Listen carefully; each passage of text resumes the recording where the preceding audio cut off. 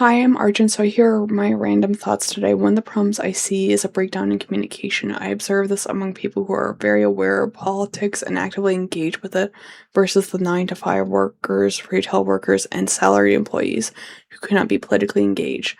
Many do not know the key players in Congress, SCOTUS, or even the president's cabinet. They are unaware of what's happening and do not understand the functions of Congress or SCOTUS. There are many parts you do not realize you don't know until you have to learn about them. It often feels like a research project to understand what's going on, especially with the amount of misinformation and disinformation and the bots online.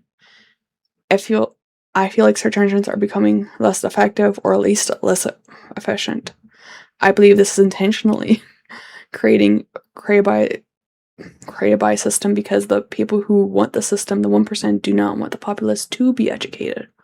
Most people need to work long hours just to meet their basic needs for themselves and their families. After such a long day, their brains are too tired to even process or attempt to understand politics.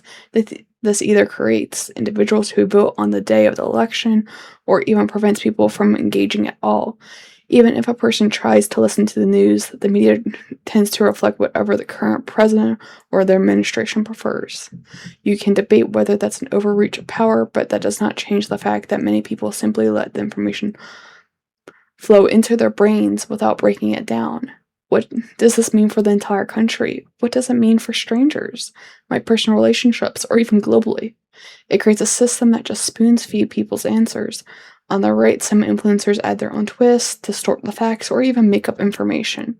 Among progressives, many speak accurately, but at such a high level or degree of language that anyone trying to get interested might not understand what those words or concepts mean.